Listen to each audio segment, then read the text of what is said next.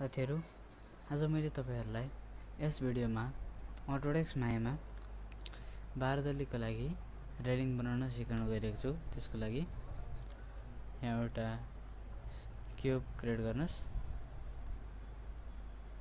यत्रो साइजको र थिकनेसलाई यति दिनुस्।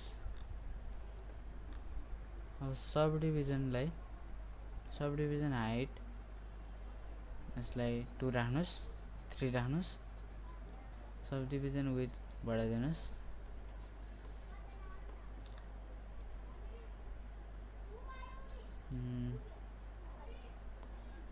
त्यसपछि अब सब डिभिजन डेप्थलाई पनि अलिकति बढाइदिनुस्, यति मात्रै। त्यसपछि यसलाई सिलेक्ट गरेर अलिकति स्केल गर्न चाहनुहुन्छ भने गर्नुस्। त्यसपछि यहाँ डिफर्म मा आउनुस्, नन लिनियर मा गएर बेन्ड मा जानुस्। त्यसपछि रोटेट जेड मा यसलाई 90 डिग्री गर्दिनुस् र यहाँ कर्भाटुर भन्ने छ, यसलाई बढाइदिनुस्। माथितिर बेन्ड भइरहेछ। ई प्रेस गरेर यसलाई यता y एक्सिस मा -90 डिग्री बनाउनुस्। त्यसपछि अब यसलाई बढाइदिनुस्, यसमा 90 डिग्री। त्यसपछि अब यो लाइनलाई हटाउनको लागि यो लाइनलाई तपाईले डिलिट गर्नुभयो भने यो पहिलाकै रोटेसनमा आउँछ। त्यसको लागि कन्ट्रोल जेड गर्नुस्। यो लाइनलाई हटाउनको लागि यसलाई सिलेक्ट गरेर यहाँबाट हिस्ट्री डिलिट गरिदिनुस्। अब यसलाई सिलेक्ट गरेर राइट क्लिक फेस मोडमा आउनुस्। यो फेसलाई एकपटक शिफ्ट प्रेस गरेर यो फेसलाई डबल क्लिक गर्नुस्। त्यसपछि शिफ्ट प्रेस गरेर यहाँ तीनटा र यताको तीनटालाई डिसेलेक्ट गर्नुस्। अब चाहिँ एक्सट्रुड गर्नुस्, कन्ट्रोल जेड। यसलाई -0.1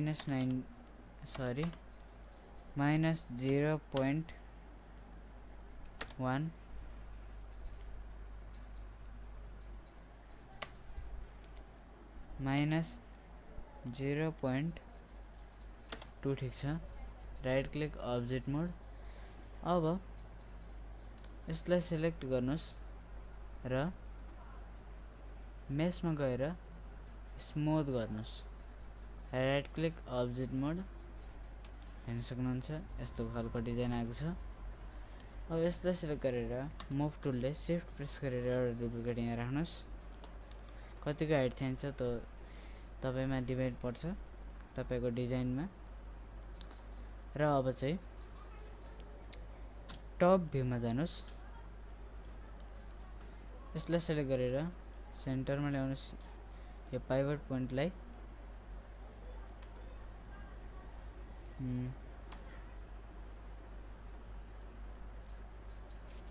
यो स्न्याप टु ग्रिडलाई अन गरेर सेन्टरमा ल्याउनुस्। अब यसलाई अफ गरिदिनुस्। त्यसपछि अब 4 प्रेस गरेर एउटा यहाँ सिलिन्डर क्रिएट गर्नुस्। यहाँ सेन्टरमा यसको साइजको यत्रो। त्यसपछि अब फ्रन्ट भ्यूमा गएर यसलाई थिक हाइट दिनुस्। मैले यति हाइट दिन्छु र यसलाई मुभ टुलले अलिकति माथि लिएर आउँछु। 5 प्रेस गरेर पर्सपेक्टिभमा जान्छु। यहाँ हेर्नुस् यो बाहिर निस्केको छैन भने ठिकै छ, नत्र यसलाई एडजस्ट गर्नुस् सानो बनाएर। सब डिभिजन एक्सिसलाई मैले बढाइदिन्छु 50। सब डिभिजन क्यापलाई मैले 0 बनाउँछु। सब डिभिजन हाइटलाई मैले 8 बनाएँ।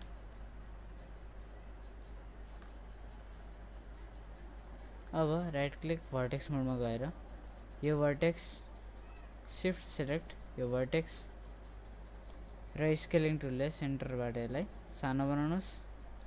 र अब यो माथिको स्केलिङ टुलले यसलाई माथि लिएर जानुस्, सही ठाउँमा ल्याएर राख्नुस्। र अब सेन्टरका भर्टेक्सलाई सिलेक्ट गरेर फ्रन्ट भ्यूमा गएर सेन्टरको सबैलाई यसरी सेलेक्ट गरेर भर्टेक्सलाई सेन्टरबाट स्केल गर्नुस् राइट क्लिक अब्जेक्ट मोड 4 प्रेस गरेर हेर्नुस् यसलाई मुभ टुलले अलिकति माथि लिएर जान्छु शिफ्ट यसलाई माथि लिएर जान्छु अलिकति तल र पर्सपेक्टिभमा गएर 5 प्रेस गर्छु यसलाई सेलेक्ट गरेर 3 प्रेस गरेर हेर्छु स्मुथ हुँदाखेरि यो कस्तो देखिन्छ भन्ने कुरा यसलाई सेलेक्ट गरेर 1 मेश टुलमा गएर इन्सर्ट एज लुप सेन्टरमा एउटा एज लुप राख्दिनुस् र यो लास्टमा एउटा एज लुप राख्दिनुस् र माथि टपमा पनि एउटा 4 प्रेस गरेर इन्सर्ट एज लुप राख्दिनुस् त्यसपछि सेलेक्टिङ टुलमा गएर 5 राइट क्लिक अब्जेक्ट मोड र 3 प्रेस गरेर अब हेर्नुस् फेरि इन्सर्ट एज लुपमा गएर 1 प्रेस गरेर यसलाई कन्ट्रोल जेड अलिकति टाढा राखेलाई कन्ट्रोल जेड यतिको टाढा राख्छु यसमा पनि अलिकति यतिको टाढा राखेर सेलेक्टिङ टुलमा गएर राइट क्लिक अब्जेक्ट मोड 3 प्रेस गर्छु अब हेर्न सक्नुहुन्छ अब डिजाइन नभए तपाईहरुले यहाँ इन्सर्ट एज लुप नहाल्दा पनि हुन्छ नहाल्दा पनि राम्रै थियो मैले राख्दिन्छु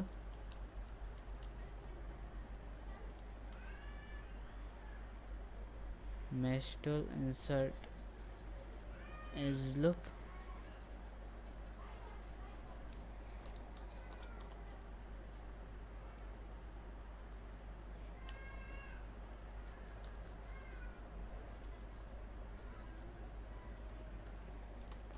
यहाँ पनि एउटा सेन्टरमा राख्दिए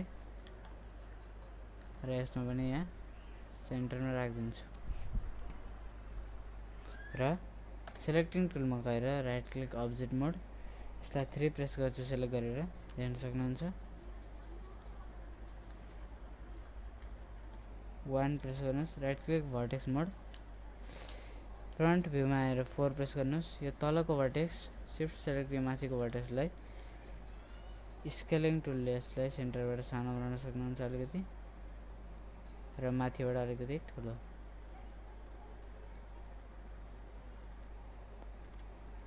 क्यू राइट क्लिक अब्जेक्ट मोड र यसलाई सेलेक्ट गरेर 3 प्रेस गर्नुस् अनि 5 प्रेस गर्नुस्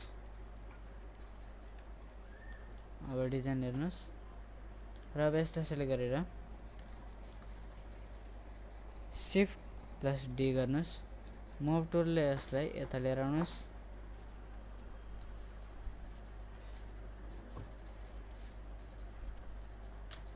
यसको अझै एउटा डुप्लिकेट लेयर यहाँ राख्छु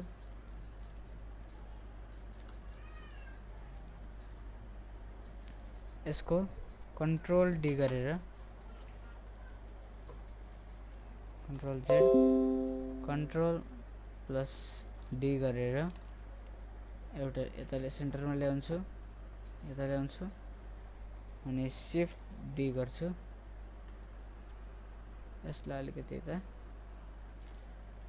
यसको एउटा डुप्लिकेट यता लिएर आउँछु शिफ्ट प्रेस गरेर यसलाई शिफ्ट डी देख्न सक्नुहुन्छ अब पर्सपेक्टिभमा जानुस् अब चाहिँ सबैको एउटा एउटा पोजिसन गर्नुस् सबैलाई सेलेक्ट गरेर शिफ्ट यसलाई भित्र यसलाई शिफ्ट यसलाई भित्र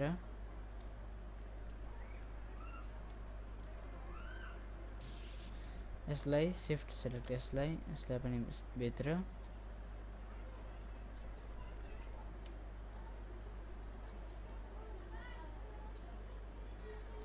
अब यसलाई र यसलाई सेलेक्ट गरेर भित्र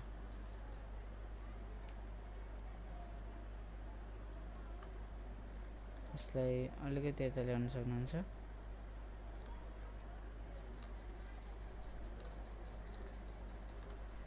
यसलाई पनि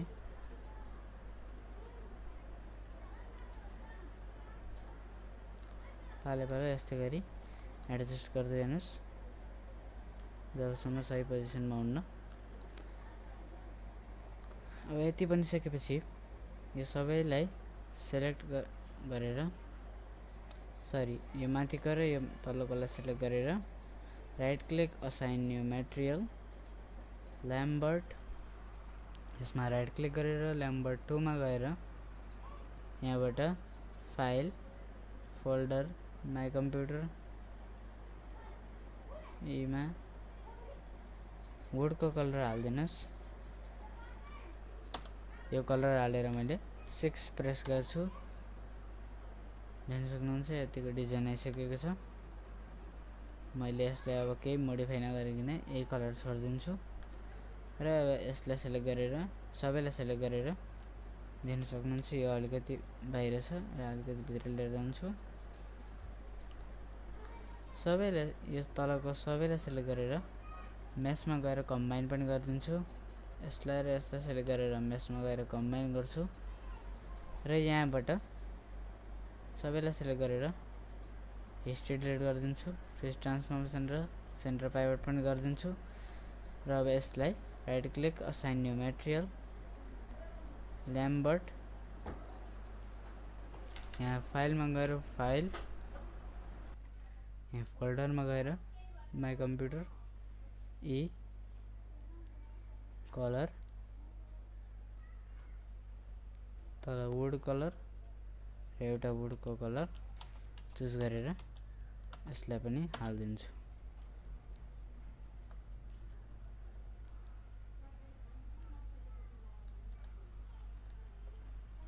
देख्न सक्नुहुन्छ हाम्रो बरन्डाको लागि यो डिजाइन रेडी छ र अब यहाँ देख्न सक्नुहुन्छ यसलाई मैले सेपरेट गरेर यसलाई मुभ टुलले सेन्टर पाइभट अलिकति पछाडि लिएर जान्छु।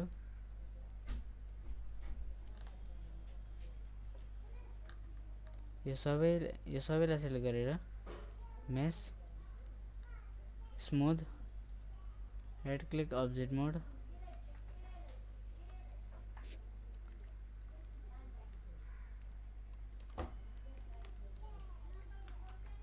अब यो सबैलाई सेलेक्ट गरेर मेसमा गएर कम्बाइन, फेरि अब हिस्ट्री डिलिट गरिदिनुस्।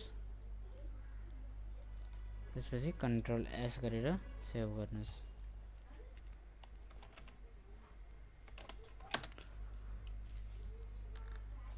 सेभ गरिसकेपछि तपाईको यो रेडी छ। तपाईले यसलाई जहाँ पनि युज गर्न सक्नुहुन्छ। यो भिडियो मन परेमा लाइक, शेयर, कमेन्ट, सब्स्क्राइब गर्न नभुल्नुहोला।